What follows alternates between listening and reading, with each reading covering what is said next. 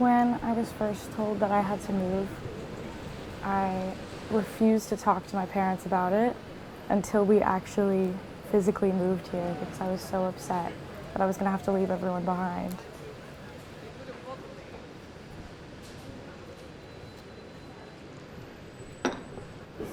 It was about 10 years ago that I moved here. So the day that I moved, I was really upset.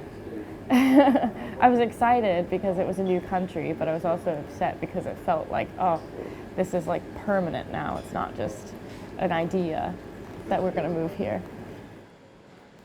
It was upsetting because I felt like I had made some good friends in Chicago, where I was, and I feel like I'd only been there for about 5 years, so I kind of felt like I finally settled down enough.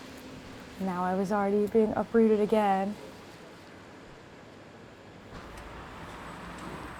I started drawing when I was around 12, like I would say I drew when I was really young, but it was more just like coloring books and things like that.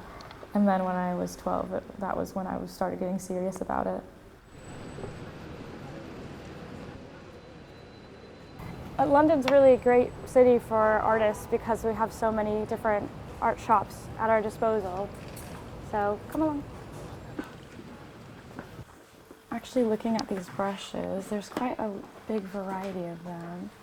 I think it's nice because you can get different types of brush hairs as well. So if you're looking for more natural hair or synthetic, they have it all, which is really nice.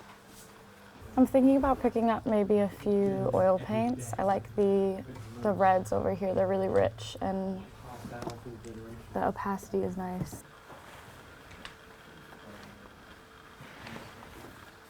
It was tricky finding friends. I had a lot of acquaintances, but maybe not a lot of close friends.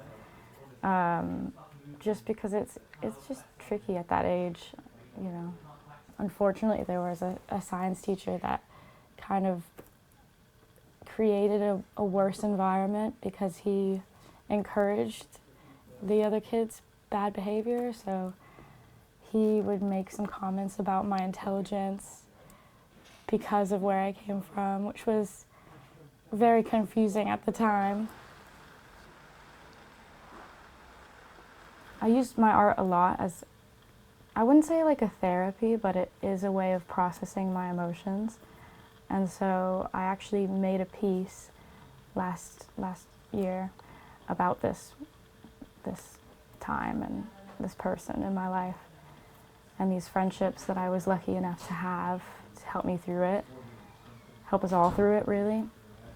I think, yeah, it was a lot about girlhood and the connection that you have with your female friends, the way that like they can really be there for you.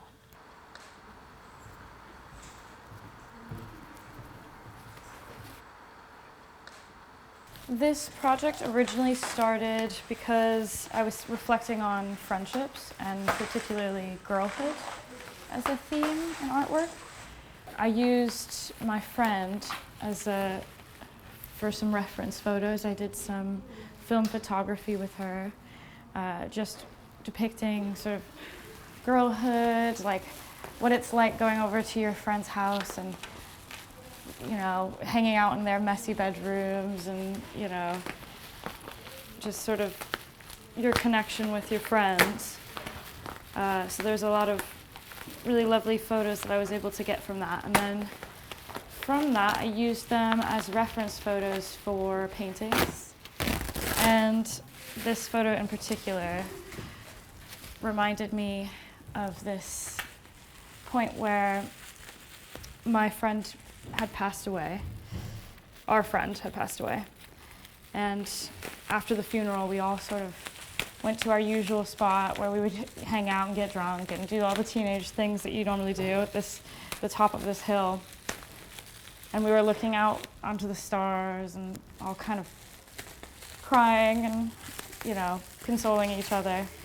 And my mate Flo, who's in this picture, just sort of, without saying anything, put my head on her lap, started stroking my hair, and I just started crying. I don't think she even knew I was crying, but it was just this like really peaceful moment and this connection that stuck with me. And so, yeah, we kind of accidentally ended up doing that same pose in one of the photos, and I thought it was really beautiful.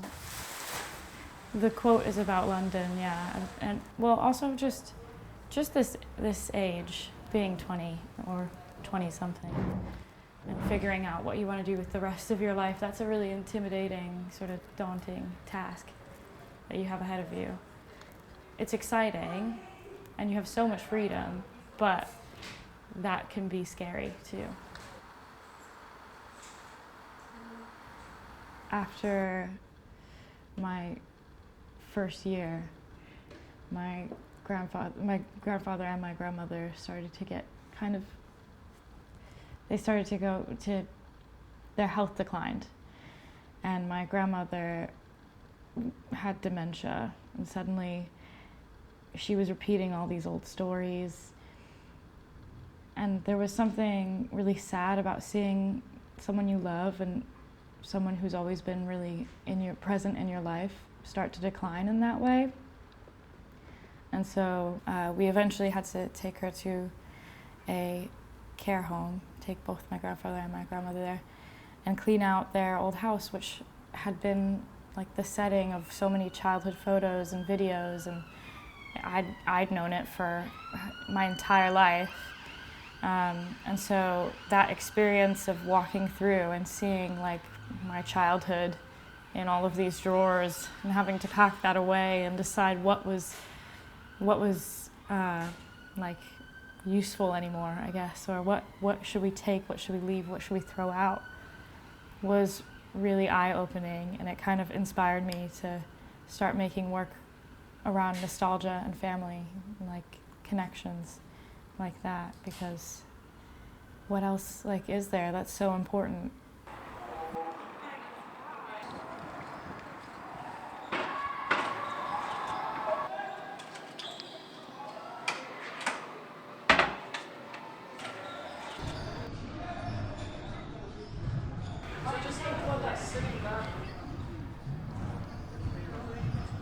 This year, I made a goal for myself to like get myself out more.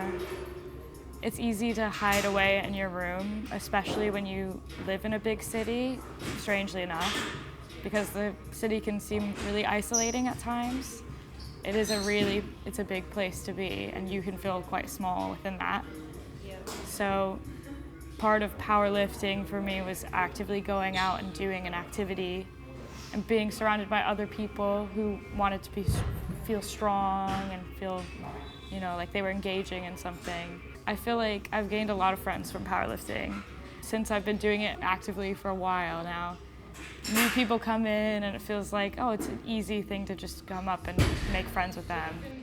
I feel like since I've started doing powerlifting, I've become a lot stronger, and obviously the physical changes are nice to see, like gaining some muscle and things like that, but the most amazing part of it is how you feel afterwards. You're exhausted, but you're like can't help but feel just so happy. Like you get that rush of like adrenaline and endorphins, and yeah.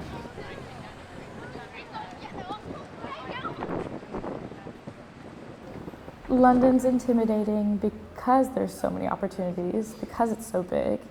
You kind of feel like a small fish in a big pond, but that's so much better than being the big fish in the small pond. I wanna explore what is available to me, and this is the place to do that. I think art is a way of it builds a connection between the artist and the viewer. It's a way of communicating emotions, and not only that, but just showing beauty. I mean, at its simplest form, it could just be something beautiful, just be aesthetically pleasing, and that's still valuable. And then at further than that, you can it can be political, it can have such an impact on people. So a world without art would be really, really depressing.